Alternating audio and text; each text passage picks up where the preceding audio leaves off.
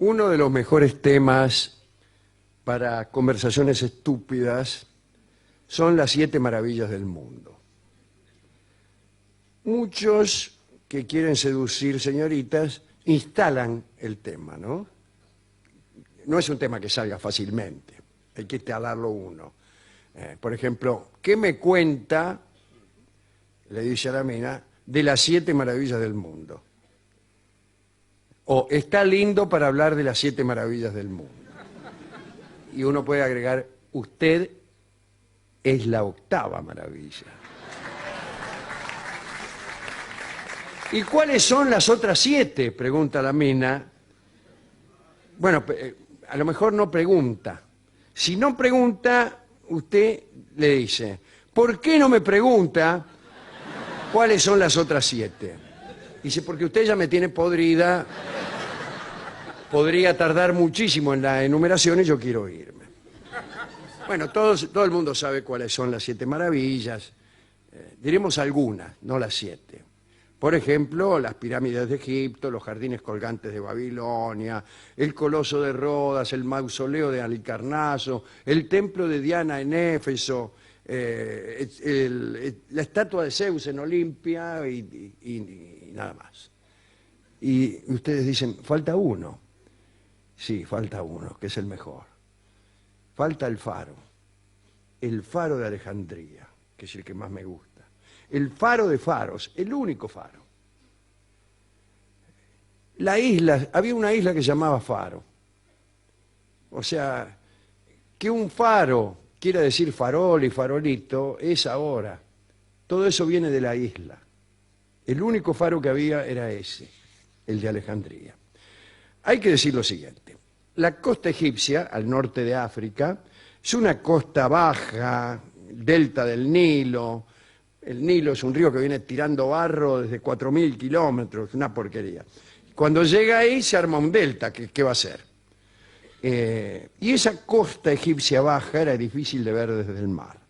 Y Alejandro, nuestro querido amigo Alejandro Magno, a los 25 años fundó la ciudad de Alejandría. Fundar Alejandría quiere decir clavar un palo y decir aquí vamos a hacer una ciudad. Después la ciudad se fue haciendo, ¿no? Pero la situación de Alejandría es rara.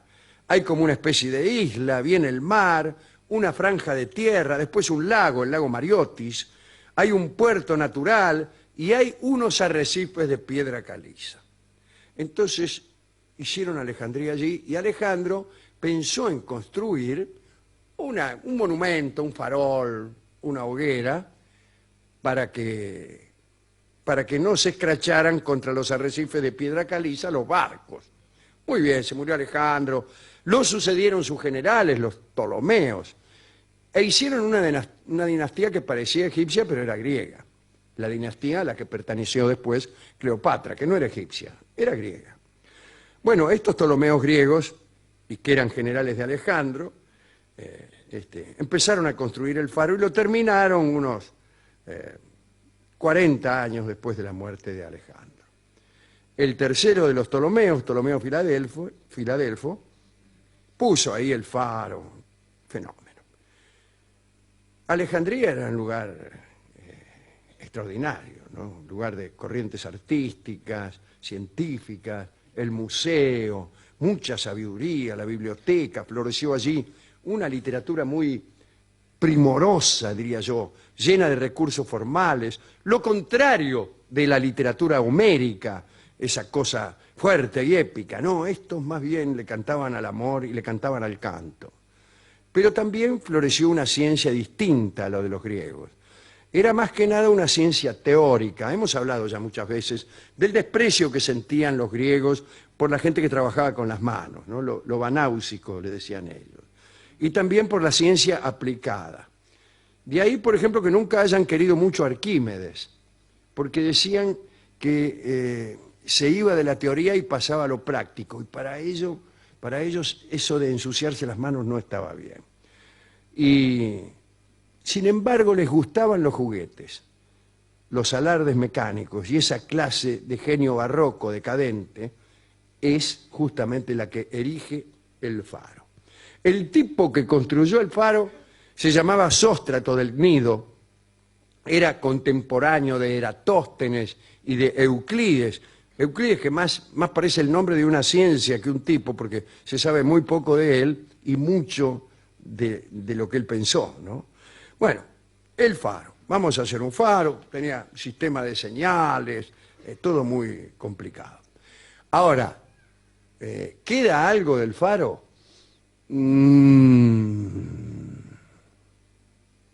Por eso, ninguna señora quiere ir a veranear a Alejandría.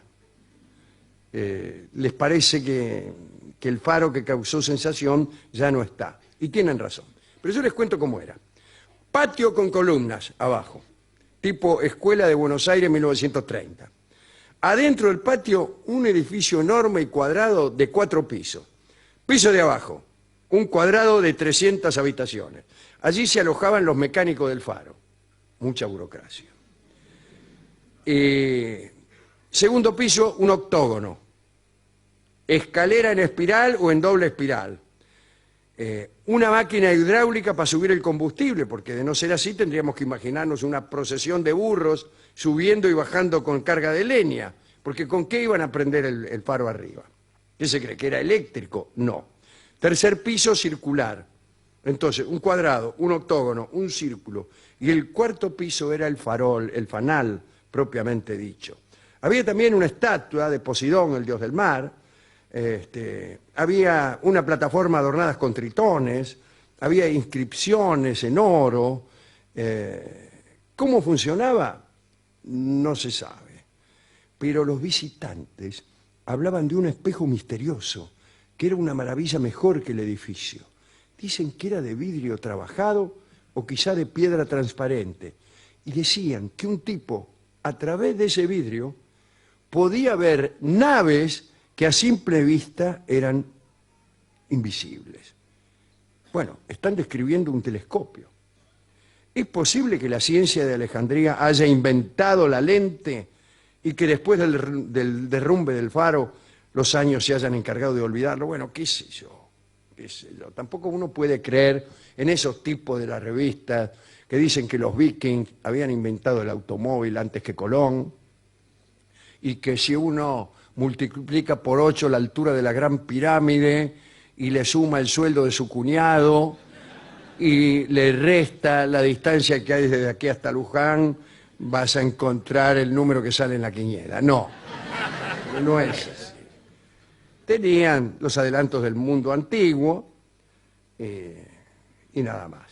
El medioevo creía que aquellos adelantos eran fantásticos. Incluso algunos creían que el faro había sido construido por los jinn, que son unos genios de los cuales hemos hablado alguna vez aquí, genios de la mitología musulmana.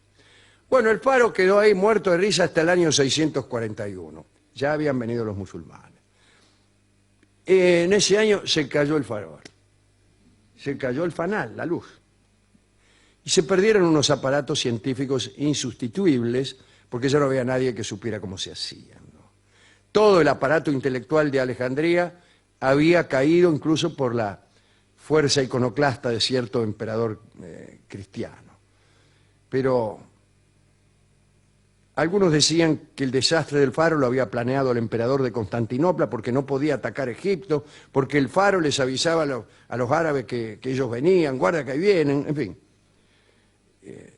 Un agente del emperador de Constantinopla le dijo al califa, que gobernaba el Cairo, que debajo del faro estaba enterrado el tesoro de Alejandro. Entonces el califa ordenó demolerlo. Dice, vamos a demoler el faro y nos agarramos el tesoro de Alejandro que está ahí abajo.